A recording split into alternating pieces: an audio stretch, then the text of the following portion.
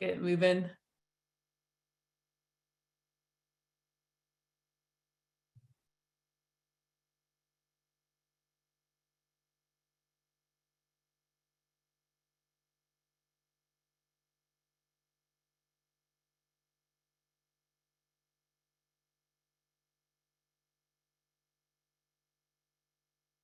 All right, we should be live on Facebook. And I'll just go ahead and share my screen. Get my PowerPoint up. Love this sitting here while people wait to come into the event. So, hey everybody, thanks for tuning in so far. We're gonna get started in just 2 minutes. So just hang tight and then we'll get it rolling. We have a treat for you tonight. You're gonna learn all about the Crowd the Tap project.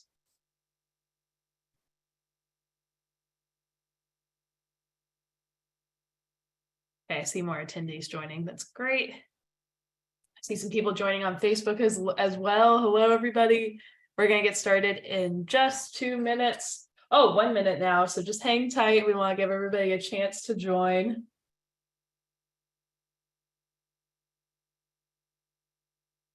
And if you've already come and you're hanging out in the Zoom or hanging out on Facebook, just go ahead and say hello in the chat to us. Say, where you're calling in from. If you already have questions, you can go ahead and pop those in there too.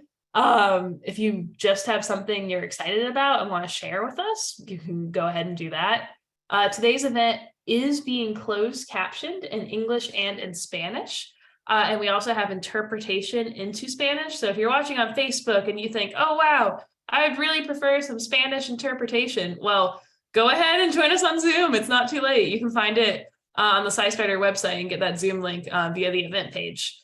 And then I see some stuff in the chat. Paul says, hi from Slidell, Louisiana. Hello, Paul. Thank you for being here.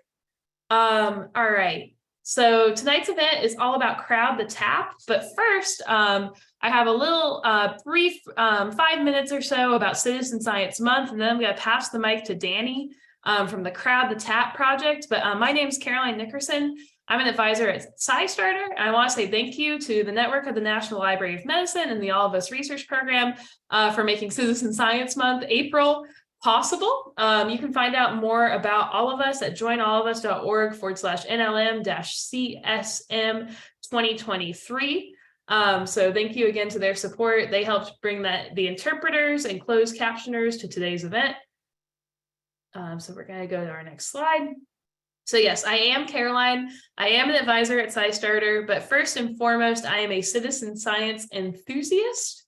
So what is citizen science? Well, ultimately at SciStarter, we think of it as a collaboration between scientists and those of us who are curious, concerned, and motivated to make a difference. It's basically any way a member of the public, people of all ages, from all backgrounds, contribute to the scientific enterprise, most often by collecting or analyzing data, and data is just information for research projects. So this data can be words and pictures you take to monitor climate change in your community.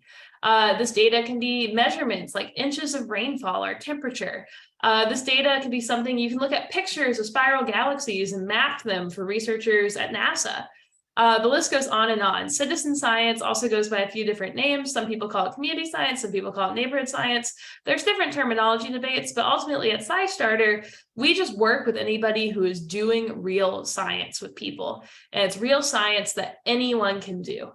So if you go to SciStarter, it's a global citizen science website. Researchers like Danny have added their projects to SciStarter for you to discover.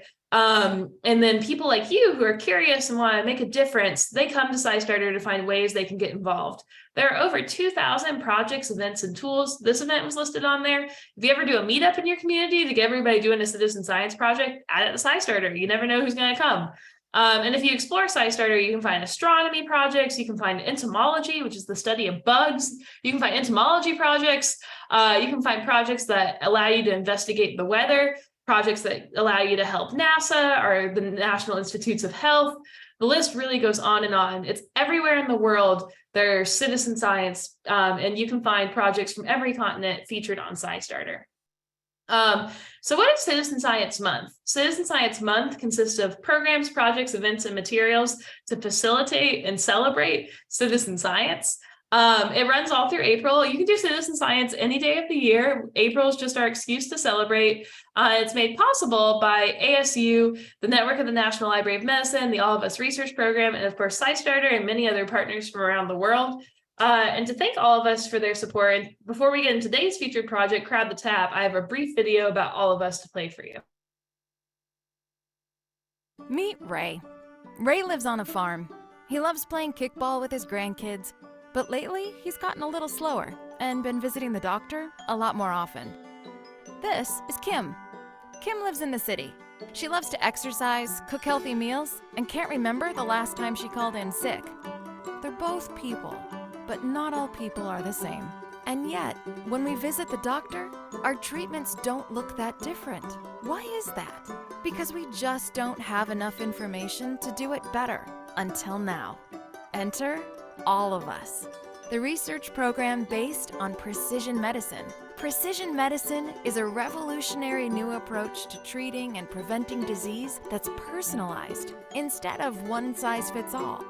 By gathering health data from 1 million people like Ray and Kim and Trevor and Samir, our country's best researchers will be able to develop treatments that are as unique and complex as we are. With this new information, doctors will have a better understanding of disease so they can innovate the next great breakthroughs in medicine. Once enough people join, suddenly everything changes. Information becomes clear, patterns emerge, and simple data transforms into life-saving knowledge. This means that Ray and Kim's children and their children's children can live longer, healthier lives. By becoming one of the first 1 million people to volunteer, you can help reshape the entire future of healthcare for generations to come. If we can figure out how to fly, put a man on the moon, and connect the entire world, surely we should be able to improve the future of healthcare. Not just for Ray and Kim or even you, but for all of us. Sign up at joinallofus.org. The future of health begins with you. Meet Ray. All right, so that was the All of Us Research Program. We're super grateful for their support during Citizen Science Month. And really quickly, before we get to our featured project today, Crowd the Tap, with our speaker, Danny, I wanted to tell you all about citizensciencemonth.org. So today's event was featured on it, but you can still find events running through the end of the month, as well as featured projects and other ways to celebrate, like social media templates and things like that. Here's the event calendar at citizensciencemonth.org. Today's event is on it, which is exciting. And we also have some featured projects, of which Crowd the Tap is one. So if you go to SciStarter.org/NLM, you can find Crowd the Tap and other projects that we think are a great fit to investigate the world around us and our communities and health during Citizen Science Month. So it's April. This is a celebration. We're almost at the end of the month, and I'm so excited to be, closing out this awesome month with Danny. So I'm going to stop sharing here and then pass the mic to her to tell us all about Crowd the Tap. And thank you again to everybody who's attending on Zoom and on Facebook. Don't be shy about asking your questions. And once again, if you're on Facebook, not too late to join and get the closed captions and interpretation into Spanish on Zoom. All right, Danny, over to you.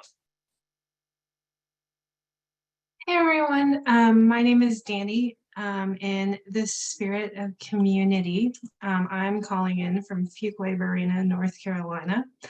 And I work at North Carolina State University, and tonight we'll be talking to you about Crowd the Tap. Thank you for being here. One more.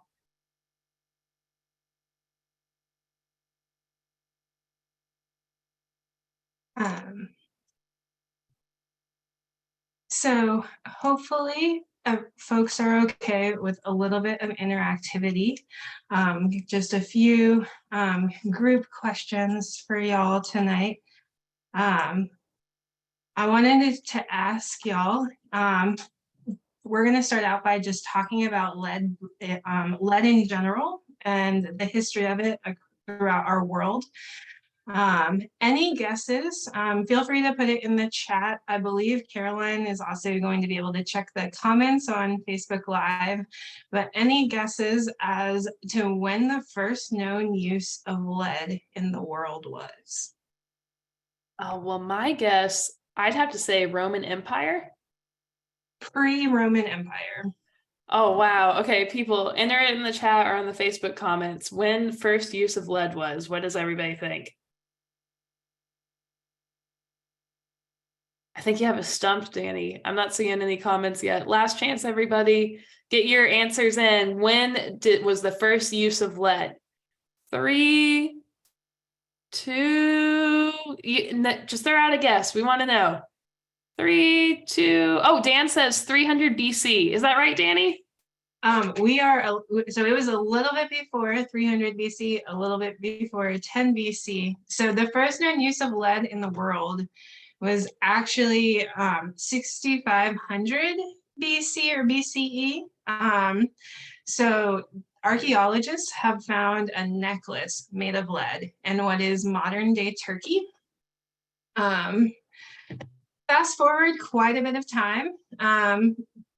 Caroline mentioned the Roman Empire, and lead was really common there in cooking utensils and plumbing. It was rumored that lead caused the fall of the Roman Empire due to the lead contamination in the drinking water, but this has somewhat been disproven since. But lead was really prevalent in the Roman Empire. Fast forward quite a bit of time, but not quite as much time, to the early 1800s. And in the early 1800s, plumbing started to be laid in the United States. At first, it was really only for those who were wealthy, or only those who were wealthy could afford it, excuse me.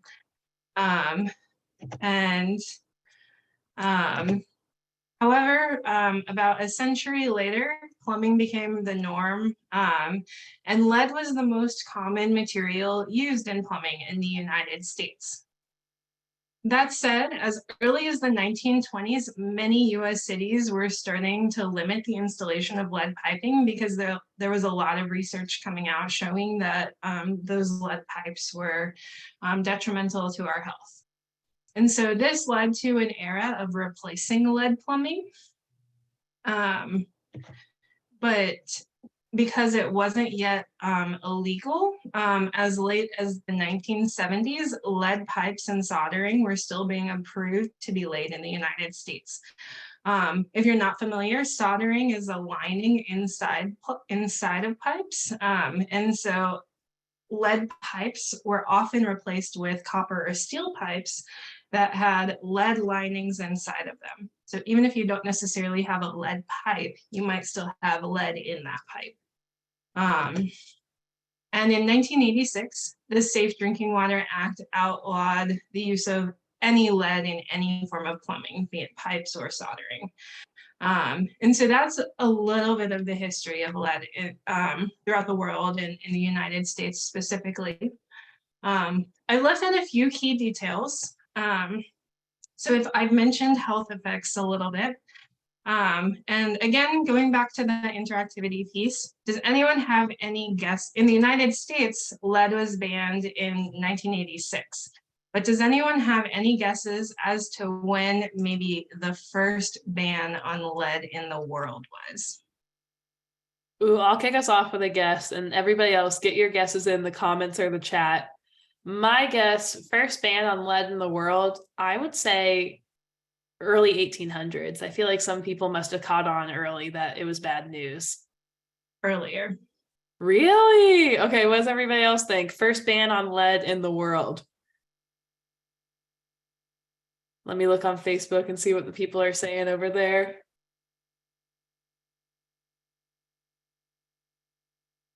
Let's see. Earlier, how about 200 BC?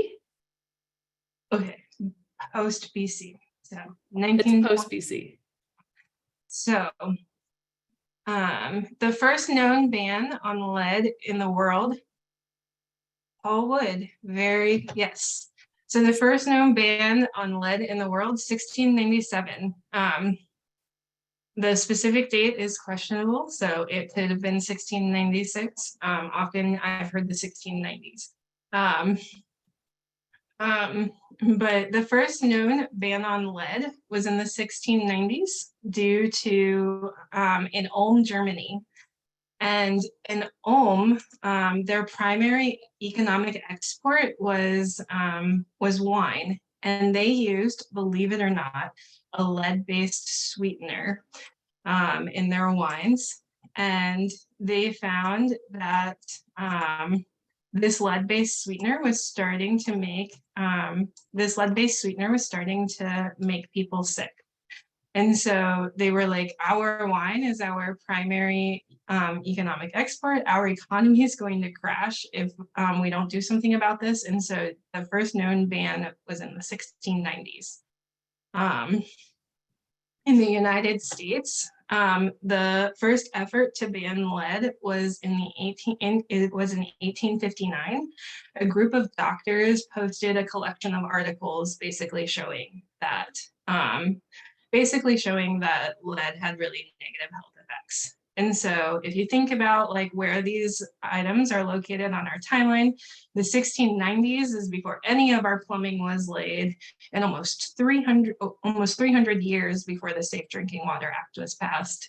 And 1859 was pre-lead being the most common material, and over 100 years before the Safe Drinking Water Act. So just some food for thought. I want to tack a few items onto the end of our timeline. In the early 1990s, the internet went public, and I'm sure you're sitting there wondering how this is relevant to lead contamination. So all of the lead plumbing in the United States was laid, and the majority of the lead plumbing in the United States was replaced before the world was digital. And so the reality is that we know very little about the locations of where lead pipes still are. And so that's where Crowd the Tap comes into play. Crowd the Taps has several goals, one of which is crowdsourcing these locations of lead piping, because again, we don't really know where they are. Another is to provide people with resources to identify and address risk of lead contamination in drinking water. We're also hoping to address environmental justice issues related to lead contamination. This is an issue that's known to more differentially affect people of color and low-income communities, and we want to make sure that we're taking that seriously. And we want to partner with those communities to support them in achieving their needs and addressing lead contamination in their drinking water. And then our final goal is to make at-home lead testing more widely available. And now we'll chat a little bit about how we do that. So people can screen their homes by providing information on the materials that their pipes are made of, the age of their home, and then in some cases, preliminary chemistry data. Pipe materials, age of the home, specifically older homes, and then levels of iron and copper in water are all known to be significant predictors of lead. And so we use all of this information to classify people as unknown, low, or high risk for lead contamination. Anyone who's screens as unknown risk, we provide them with information on how to provide more informative screening data, and they're offered the opportunity to re-screen their home. And then folks who are high risk are offered further testing. All of the testing is free, and they have the option to conduct laboratory testing only, or the combination of laboratory testing and an at-home lead test called the lemon test. So on the previous slide, I mentioned that one of our goals is to make at-home lead testing more widely available. And the lemon test is a hack on an at-home lead test that was developed by researchers in the lab. And essentially, we want to make sure that it actually works in people's homes, because while it working in the lab is great, if it doesn't work in people's homes, it's not really useful for people. And so we're checking to make sure that it does that. So we'll compare lemon test results to lab results to make sure that we're accurately detecting the presence of lead. One caveat to all of this right now is that we've recently had changes in our funding, and unfortunately, we're unable to test people's homes outside of the state of North Carolina. However, if you were to screen your home and it were to come back as at risk and you were interested in pursuing laboratory testing, if you are on public water, many utility companies will test their customers' water for free or at a discounted rate. And so we'd recommend you reach out to your utility companies. And so we use the lemon test and the laboratory testing to determine if whether or not people have lead in their water. And then folks who have lead in their water are provided with resources and suggested next steps about how they can address that. And ultimately, our goal is that people have safe drinking water that they can have peace of mind about. So now we'll delve a little bit more into the screening process. So the first thing you do when you the first part of the screening process is identifying what types of pipes you have in your home. And it's actually remarkably simple. All it takes is a magnet and a penny. So if you take a magnet and you stick it to a pipe, and if the magnet sticks to the pipe, you have a steel pipe. If the magnet doesn't stick, then you take your penny and you scratch the pipe, and the color of the scratch will indicate what type of pipe you have. So if the color of the scratch is the color of a penny, you have a copper pipe. If the color of the scratch doesn't have a shine, it's a plastic pipe. And if the color of the scratch has silver streaks, you have a lead pipe. And then when you're identifying your pipe materials, if you can take a photo of the pipes that you have, that also helps us in case we ever need to double check for whatever reason. You should also identify both your in-home and service line plumbing. The service lines bring water from the water main into your home.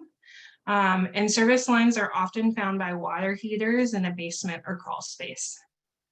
And then in-home plumbing brings water from your service line out of your tap. The best place to find the pipes in your home is next to your water heater. So your service lines are the pipes that are going into your water heater, and the in-home plumbing are the pipes going out of your water heater. If for whatever reason you're unable to locate or access your water heater, maybe you live in an apartment building and you don't have access to your water heater at all, we can still screen your home by looking at the plumbing under your sink. That said, when looking at the pipes under your sink, you want to make sure that you're testing the skinny pipe in the back.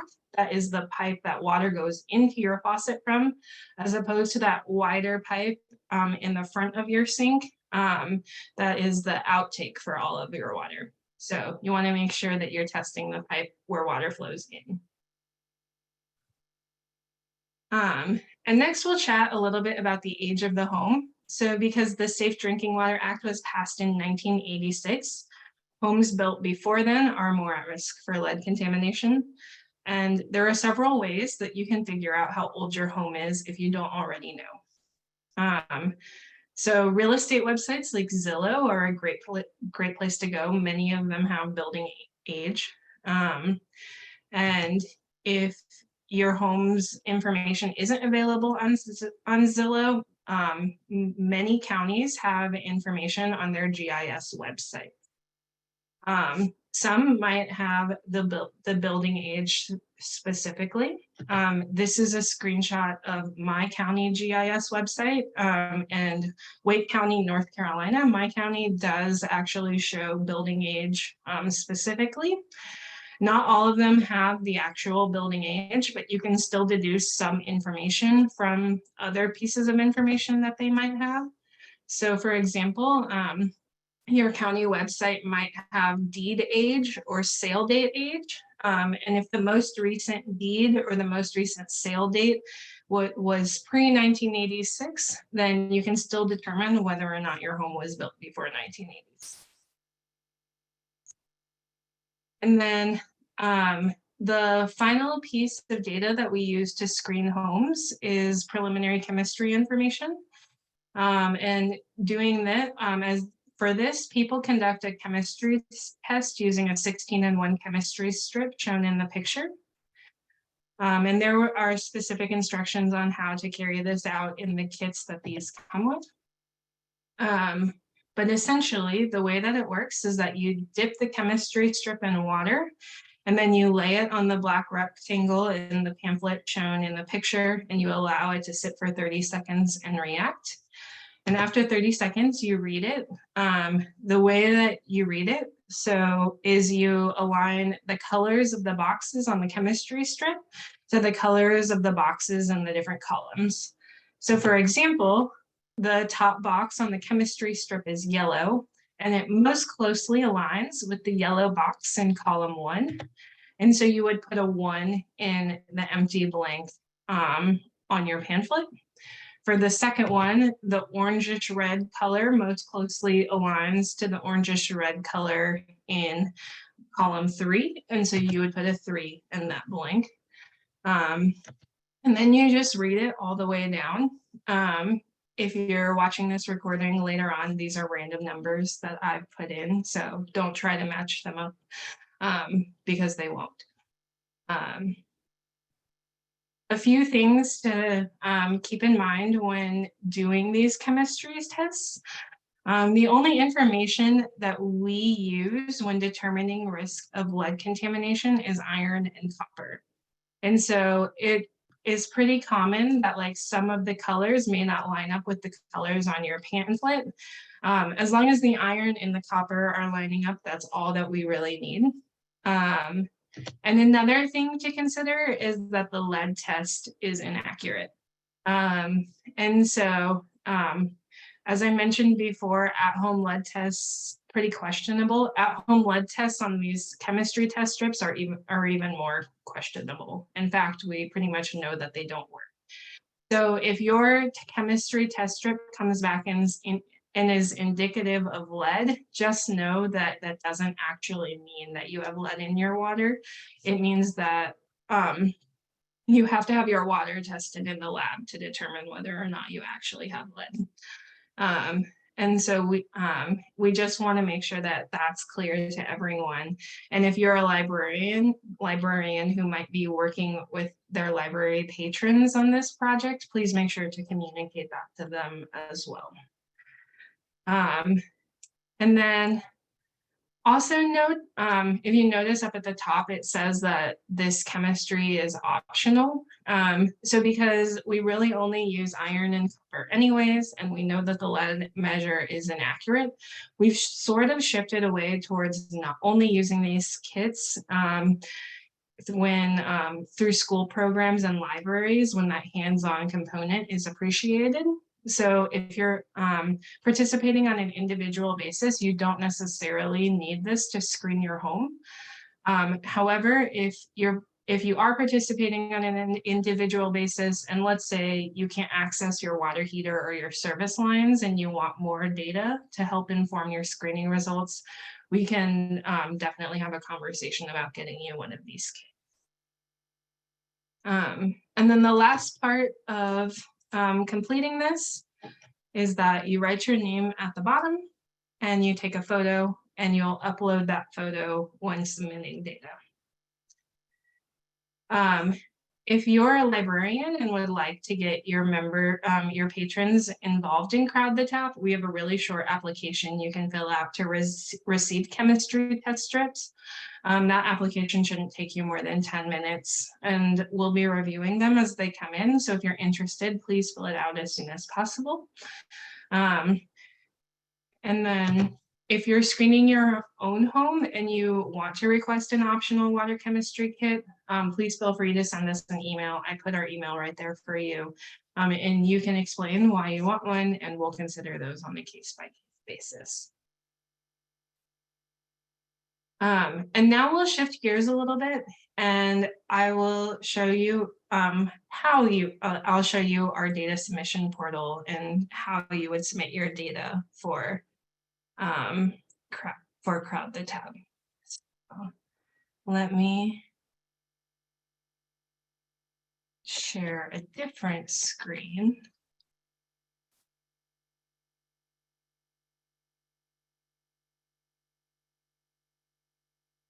Do y'all see the Crowd the Tap website? Yep, we see it. Awesome, thanks, Caroline. So this is the Crowd the Tap website. We have several resources as well as video tutorials that can help you with various aspects of the project.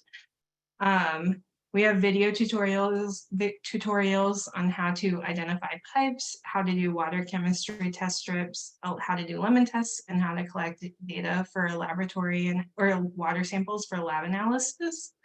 If you do use these videos, just note that they're a little bit outdated and that the information on how to submit data is no longer applicable. So just keep that in mind if you were to watch these. But let's go to our data submission portal and I will show you how to submit your data. So now once you've identified your pipes and you've done your water chemistry test and you figured out how old your home is, you can come to our website and this is where you'll submit everything. So the first question that we'll ask you is, how did you get to our project today? We have a lot of different programs run through a lot of different types of organizations. And so we try to tailor our project to all of our different partners' needs, which is why we ask these questions. If you're a librarian, your patrons would select from my local library, and then they would have the opportunity to say, like, this is the name of the librarian who recruited me, and this is my library name. If they don't know, if there's not a librarian associated with it, that's fine. You can just have them fill in the library information. If you would be screening your home on your own, you could select none of the above from a different organization. And you could let them know that SciStarter's Citizen Science Month brought you to Crowd the Tap today. We'll walk through the library portal. So it'll ask again what the librarian's name is. If some libraries might host projects where like a specific librarian is leading it and people might know that. If they don't, they can just leave that blank. And then they would put the library name.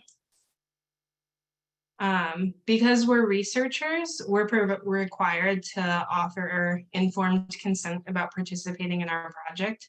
Essentially, this is really long text that says that you have the right to privacy and that there are different benefits and risks of participating. After you read this, you can say, yes, I consent to screening my home, or no, I don't consent to screening my home. If you don't consent, unfortunately, you won't be able to screen your home. But you do have the right to choose whether or not you consent to participating. People younger than the age of 13 are unable to participate in our project on their own. They would need a parent to participate with them. If you're between the ages of 13 and 17, you'll be asked for parental or guardian consent. And then if you're 18, you can provide consent on your own. We have several instances where we ask about who we can share your data with. The reason why we ask if we can share your data with utility companies, because if your utility company knows what types of piping, what types of plumbing materials you have, they can take specific measures to ensure that you have safer drinking water. So for example, if they know that you have metal pipes, they can carry out like anti-corrosion. They can add things to your water to prevent corrosion. And so you can choose whether or not you want where we can share your data with utility companies. And then we also ask whether or not we can share your data with community organizers and advocates. There's a lot of organizations doing grassroots advocacy work, and they can better advocate for infrastructure when they know where infrastructure problems are. So again, you get to decide whether or not we can share your data with community organizers. And then we ask for a lot of contact information. The reason why we ask for this is it allows us to reach back out to you. It allows us to reach back out to you about testing in your water quality if we should need to do that.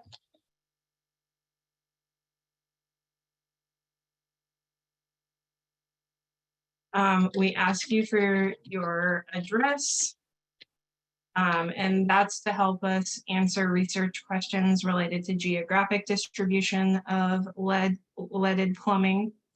And again, we won't share any of this information unless you give us permission to.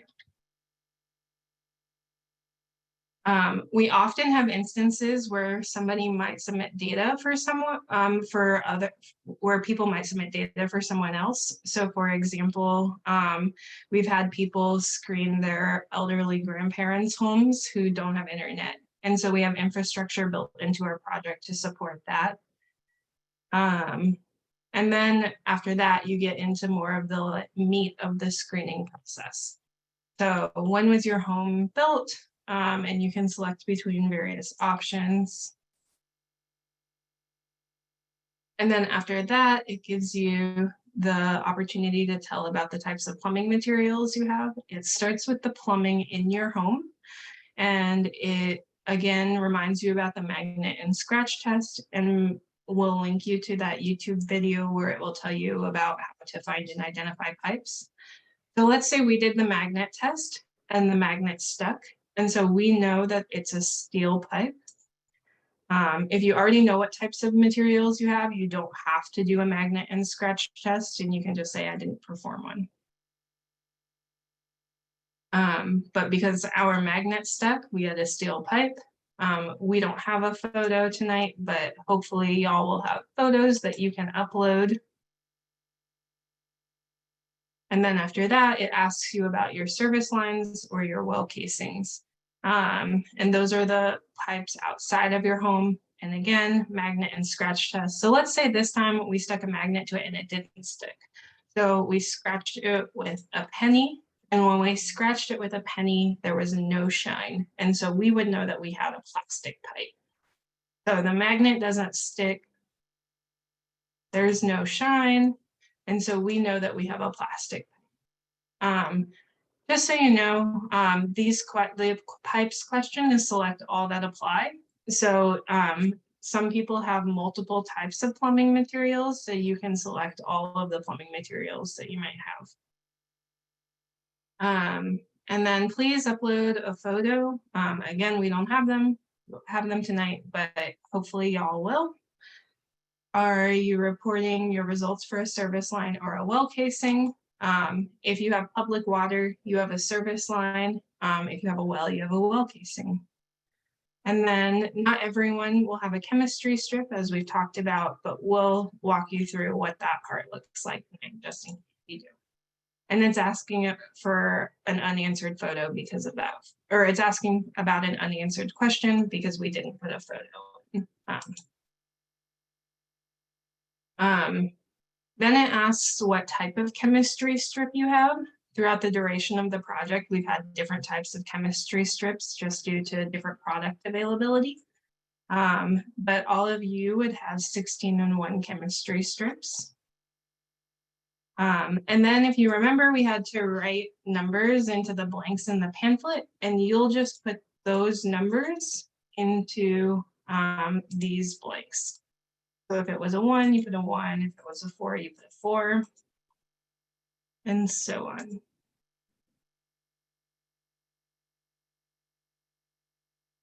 As a reminder, the lead test is inaccurate. So just because the chemistry strip says that you have the presence of lead, it does not mean that you have the presence of lead in your water.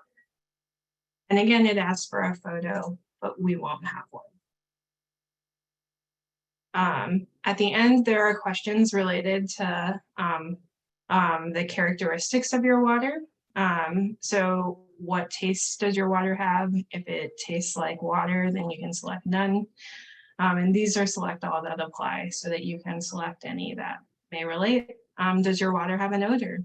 In my household, we recently had an issue where we had sulfur producing bacteria. And all of our water smelled like sulfur and rotten eggs. And so you can, and then after that, we had our well shocked. And so it smelled like chlorine and chemicals. And so you can select all that apply. What color tap water do you have? If your water's been sitting in something, does it leave a stain behind? And then are there any particles in it if it's sitting there? And then lastly, it asks you if your pipes have leaked in the last year. And then the last page of questions is all about your household and the people present in it. We use these to address research questions related to like the related to how lead contamination is socially distributed throughout society. And so what type of home do you live in? Are you a renter or a homeowner?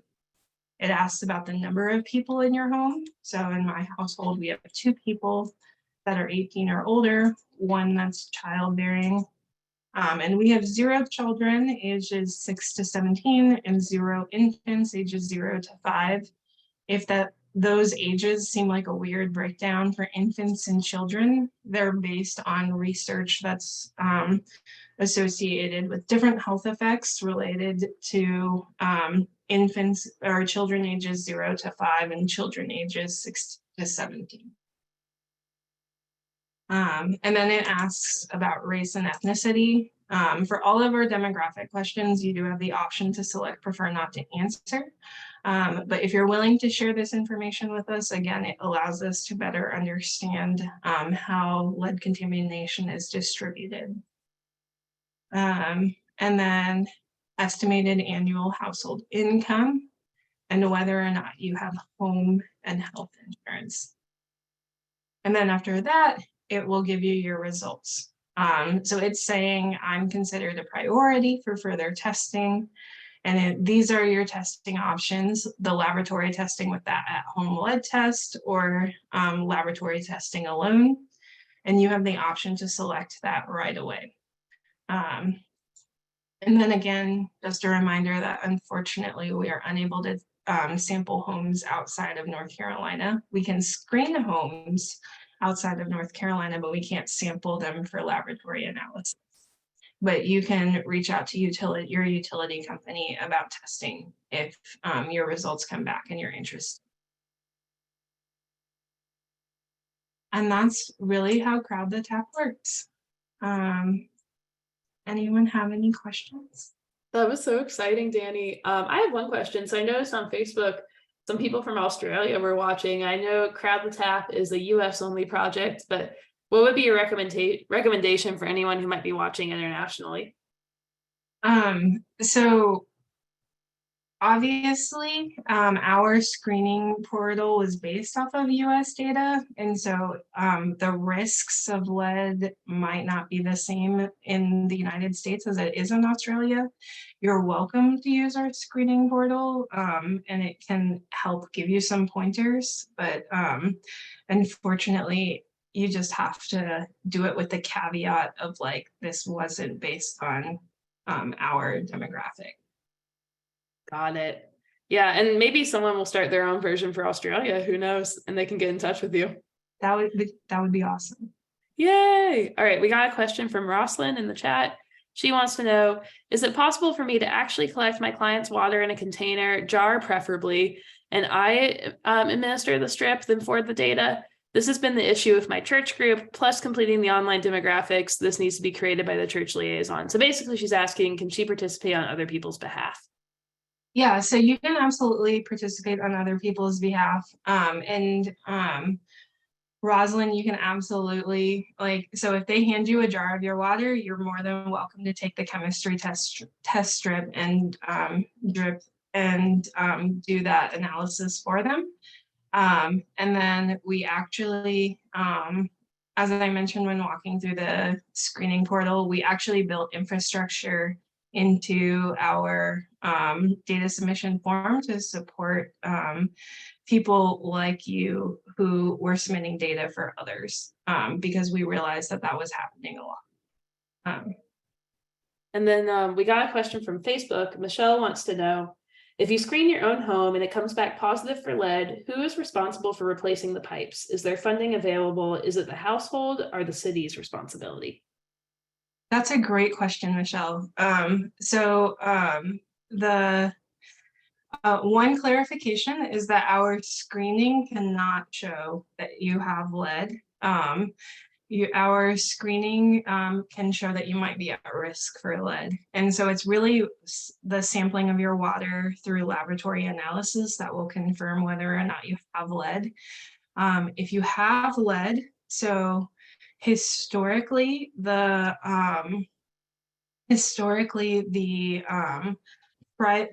your service lines are split between public and private.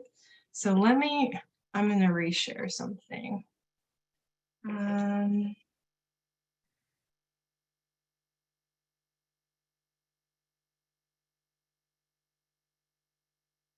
Let's see. Oops. Okay.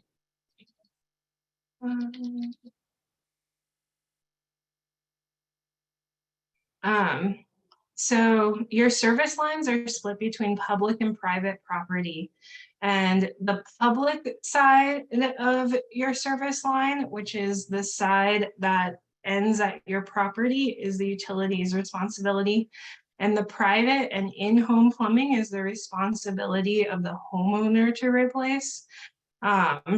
Unfortunately, there is not a lot of support in terms of funding for providing support to homeowners who come back with having issues related to lead. There are a few, I know that Virginia has grants that people can apply to support homeowners replacing lead. I don't know of any other states that have that sort of support. And then with the public lines, utility companies are actually only required to take action if 10% of their customers come back as having greater than 15 parts per billion of lead. So unfortunately, there's not a ton of accountability on that part.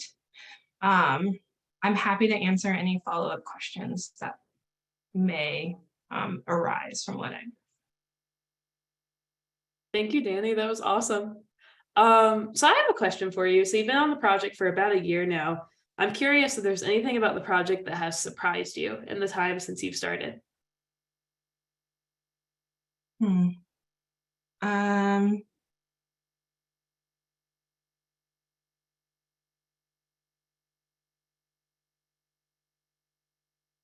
I guess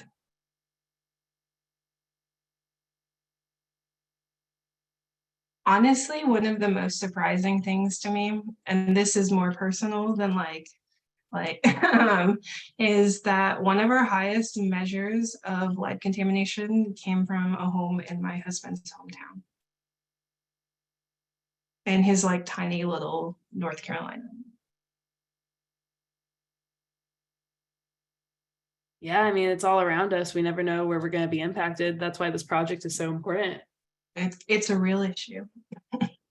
100%. I mean, I think you're doing really important work. I put a link in the chat to our survey for the event. If anybody wants to take that, you could potentially win a free book. I also put a link to a kit that libraries can access in relation to Crowd the Tap that the Network of the National Library of Medicine has. Danny, just a few wrap-up questions for you, and everybody else get your questions in if you have any on Facebook or in Zoom. But I'm curious, what's next for Crowd the Tap? Where's the project going to be in a year from now, potentially? Just give us the lay of the land. Yeah, so Crowd the Tap is going to, at least for we are running through August, and then after August, we're sort of starting to wrap up. It's at the moment, our funding is starting to run out. It's possible that if different opportunities arise, we might reopen the project. But our plan is to essentially reassess our data, fine tune our screening portal and leave it up for people to use as a tool, and then to direct people to utility companies or other private or nonprofit testing places where they can pursue testing if that's something that's needed. Awesome stuff. And then I'm not seeing any more questions. So one last question for you, Danny. What's something about Crowd the Tap that you think everyone should know? Anything else you want to share with us before we go today?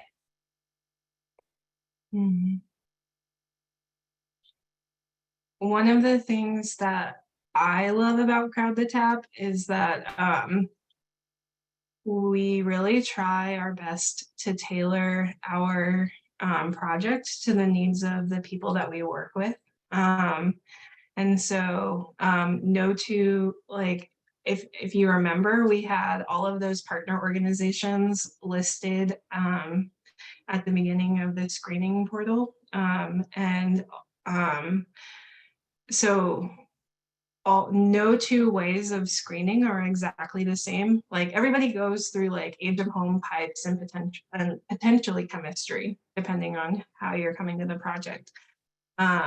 But I love that it's sort of morphed into this tool that different people can use to meet different needs, because different people have different drinking water quality needs. A community that's trying to collect data for a grant to the Department of Environmental Quality has different needs than an individual screening their own. And they have different needs than a student who's participating in it as a high school. Yeah, awesome stuff. I love this project. I love that I've participated. I encourage everybody watching to participate if they're in the States and they haven't yet. And people watching abroad, maybe start your own version, get in touch with Danny for advice. But Danny, thank you so much for your time this evening. I look forward to following Crowd the Tap and what happens next. Thanks again. Thank you, Caroline. Oh, and a reminder to everybody, do that survey. I put the link in the chat. It's also on Facebook. And then I'm just going to share my screen one more time so everybody can see the survey up on my slides. You can potentially win a free book. And remember, it's Citizen Science Month. There are only a few days left, but you can still find lots of opportunities on citizensciencemonth.org, including the opportunity to participate in Crowd the Tap. And of course, thank you to the network of the National Library of Medicine, the All of Us Research Program, ASU, SciStarter, all the other Cit-Sci partners for making this happen. Let's see. Someone said, are you on Instagram? Yes, follow SciStarter on Instagram. I think Crowd the Tap, they have social media as well. You could just search Crowd the Tap and find them on different platforms. But yeah, follow SciStarter on Instagram. We also post about Crowd the Tap when they have cool updates. All right, I think that's it. Bye, Danny.